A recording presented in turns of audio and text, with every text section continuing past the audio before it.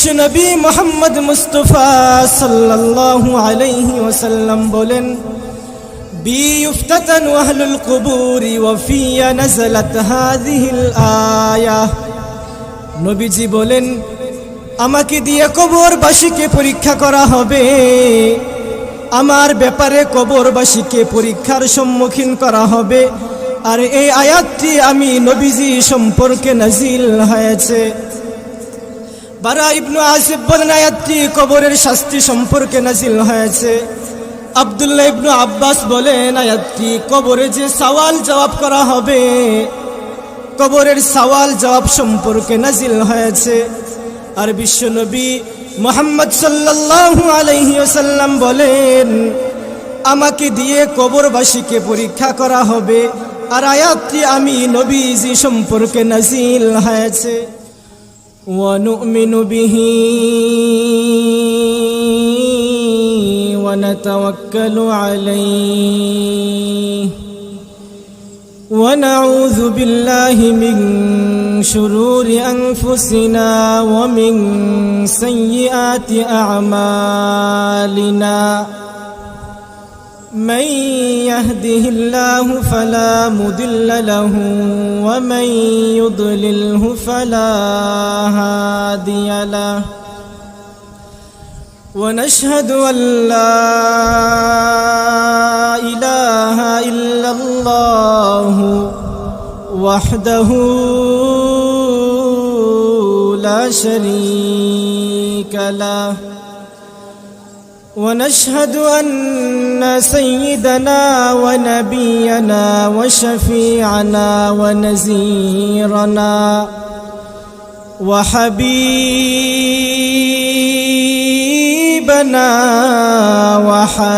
وحبيب ربنا وطبيبنا وطبيب أرواحنا ومولانا محمدا عبد الله ورسوله الذي أرسله الله تعالى بالحق بشيرا ونذيرا وداعيا إلى الله بإذنه وسراجا منيرا.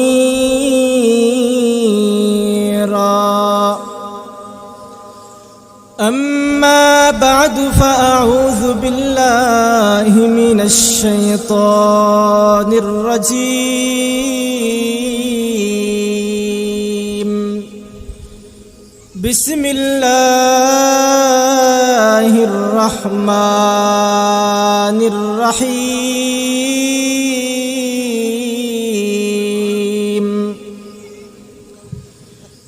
يثبت الله الذين آمنوا بالقول الثابت في الحياة الدنيا وفي الآخرة ويدل الله الظالمين ويفعل الله ما يشاء. وقال النبي صلى الله عليه وآله وسلم بيفتتن أهل القبور وفي نزلت هذه الآية يثبت الله الذين آمنوا بالقول الثابت.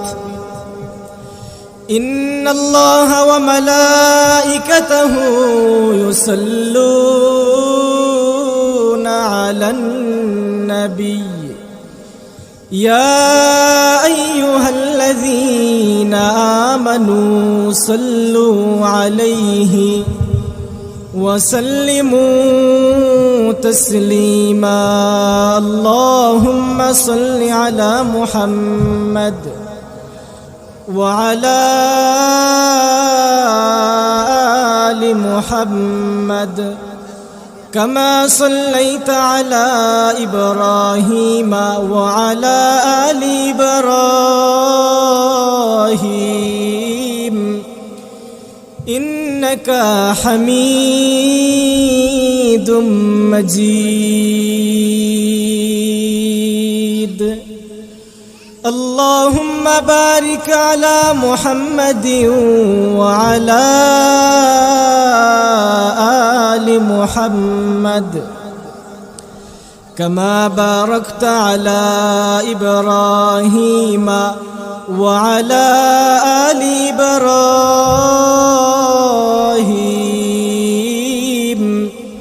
إنك حميد مجيد سبحانك لا علم لنا إلا ما علمتنا إنك أنت العليم الحكيم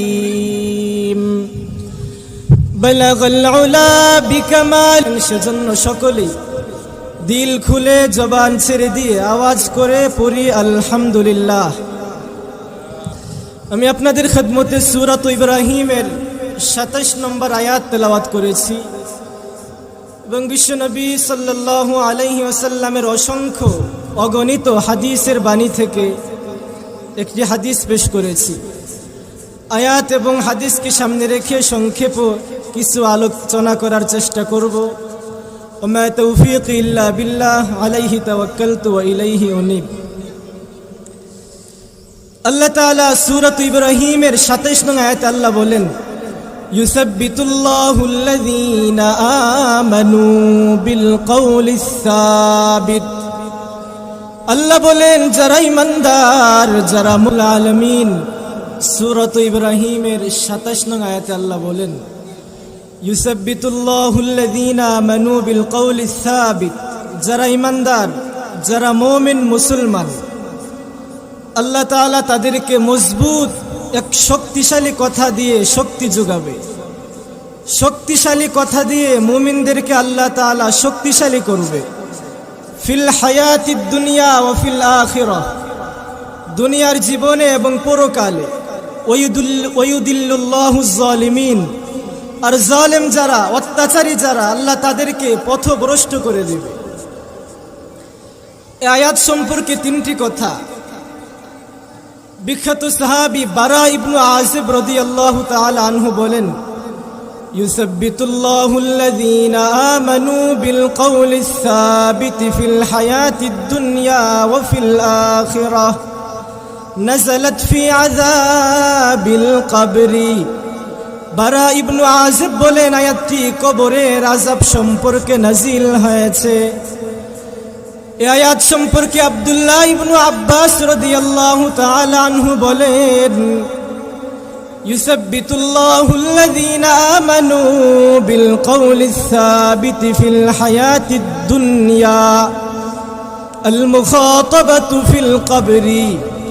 আব্দুল্লাহ ইবনে আব্বাস বলেন আয়াতটি কবরের সওয়াল জবাব সম্পর্কে নাজিল হয়েছে। এই আয়াত সম্পর্কে বিশ্বনবী মুহাম্মদ মুস্তাফা সাল্লাল্লাহু আলাইহি ওয়াসাল্লাম বলেন, বিয়ুফতাতানু আহলুল কুবুরি ওয়া ফিয়া নাযালাত হাযিহিল আয়াহ।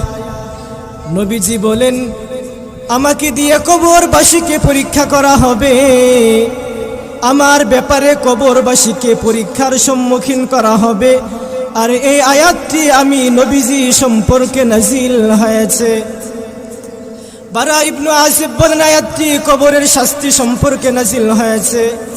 আব্দুল্লাহ ইবনে আব্বাস বলেন আয়াতটি কবরে যে সওয়াল জবাব করা হবে, কবরের সওয়াল জবাব সম্পর্কে নাজিল হয়েছে।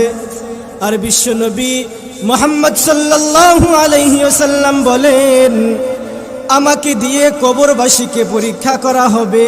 আর আয়াতটি আমি নবীজি সম্পর্কে নাজিল হয়েছে।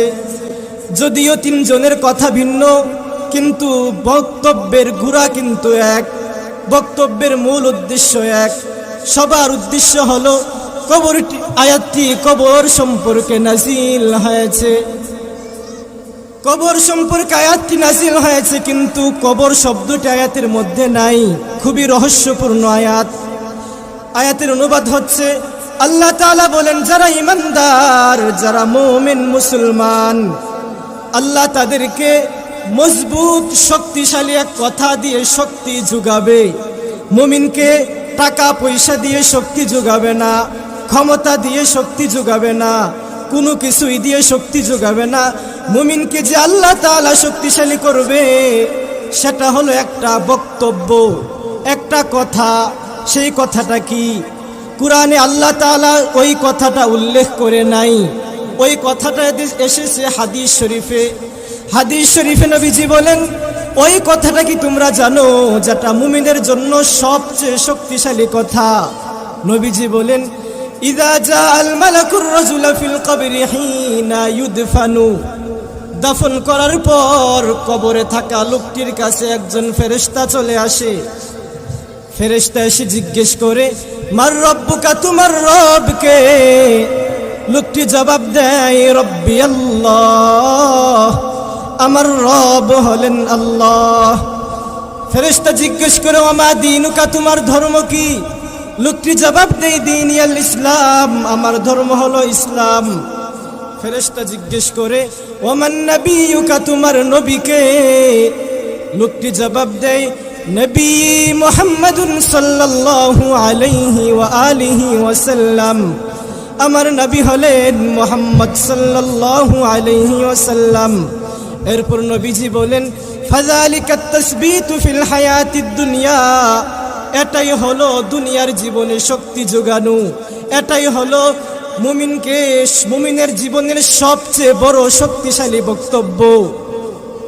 আল্লাহ বলেন, মুমিনকে সবচেয়ে বড় শক্তিশালী মজবুত কথা দিয়ে শক্তি যোগাবে। আর নবীজি হাদিসে জানায় দেয়, ওই মজবুত শক্তিশালী কথাটা হলো কবরের প্রশ্নের জবাব। কেমন মজবুত এই কথাটার পাওয়ার কতটুকু? যদি কেউ কবরের জবাব দিতে পারে, তাহলে কবর থেকে নিয়ে জান্নাত পর্যন্ত কোনো কিছুই তাকে আটকিয়ে রাখতে পারবে না। আর যদি কেউ কবরে আটকিয়ে যায়, তাহলে সে কবরের পর হাসরেও আটকাবে, মিজানেও আটকাবে, ফুলসিরাতেও আটকিয়ে জাহান্নামে যেতে হবে। এই যে কবরের কথা শুনেও আমাদের মধ্যে ভয়ভীতি জাগ্রত হয় না। কিন্তু সাহাবীরা রাদিয়াল্লাহু তাআলা আনহুম, তাদের অবস্থা কেমন ছিল? যখনই কবরের কথা শুনতেন, সাথে সাথে কান্না জুড়ে দিতেন, কান্না শুরু করে দিতেন। হযরত উসমান রাদিয়াল্লাহু তাআলা আনহু এর আযাদকৃত গোলাম হানি রাহমাতুল্লাহি আলাইহি থেকে বর্ণিত, তিনি বলেন, কানা উসমান রাদিয়াল্লাহু আনহু ইযা ওয়াকাফা আলা কবরিন বাকা হাত্তা ইয়াবুল্লা লিহইয়াতুহু। আল্লাহর নবীর সাহাবী উসমান রাদিয়াল্লাহু তাআলা আনহু কবরের পাশে দাঁড়ালেই কান্না শুরু করে দিতেন। এমন ভাবে কান্না করতেন, কান্নার কারণে চোখের পানিগুলো বেয়ে বেয়ে দাড়ি মুবারক ভিজে যেত। দাড়িগুলো ভিজে ভিজে টপকিয়ে টপকিয়ে পানিগুলো জমিনে পড়তো। উসমানকে বলা হয়, ওগো উসমান, তুজকারুল জান্নাতু ওয়ান নারু ফালা তাবকি ওয়া তাবকি মিন হাযা। উসমান, তোমার সামনে জান্নাতের আলোচনা করা হয়, জাহান্নামের আলোচনা করা হয়, তখন আপনি এমন ভাবে কান্না করেন না, আর কবরের সামনে বসে কান্না করেন। কবরের সামনে বসে কেন কান্না করেন একটু বলেন। উসমান রাদিয়াল্লাহু তাআলা আনহু বলেন, ও দুনিয়ার সাহাবীরা, আমি নবীজিকে নিজ কানে বলতে শুনেছি। নবীজি বলেছেন, ইন্নাল কবর আউয়ালু মানাজিলিল আখিরাহ, কবর হলো আখিরাতের ঘাঁটি সমূহের প্রথম ঘাঁটি। ফাইন নাজা মিনহু ফামা বাদাহু আইসারু মিনহু, কবর যদি কেউ মুক্তি পেয়ে যায়, তারপরের ঘাঁটিগুলো তার জন্য সহজ হয়ে যাবে।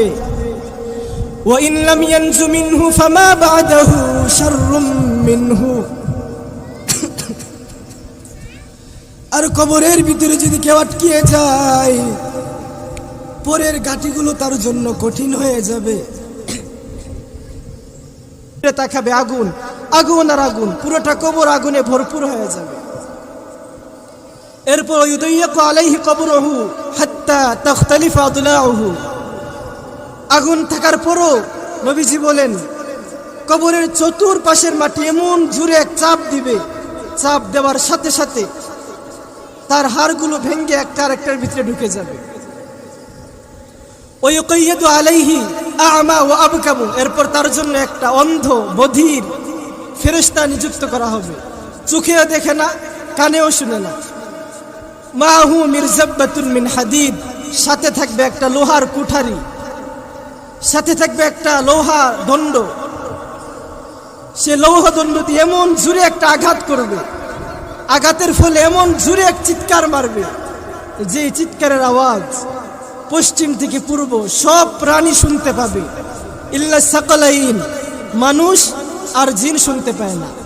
মানুষ আর জিন ব্যতীত এই আওয়াজ দুনিয়ার সবাই শুনতে পাবে। এভাবে কিয়ামত পর্যন্ত তাকে শাস্তি দেওয়া হবে।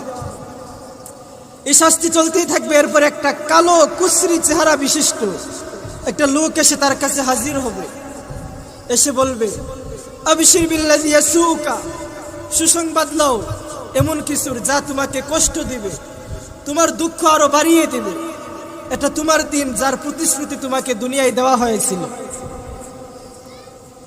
তখন লোকটা বলবে মান আনতা, কে তুমি? তুমি তো আমার জন্য অকল্যাণ অমঙ্গল নিয়ে এসেছো, আমার জন্য দুঃখ নিয়ে এসেছো। তখন সে বলবে আনা আমালুকাল খাবিস, আমি তোমার নোংরা আমল, দুনিয়াতে যে নাফরমানি করেছো, অবাধ্যতা করেছো, গুনাহ করেছো, ওইগুলাই আমি তোমার সামনে হাজির হয়েছি কুচরি চেহারা নিয়ে।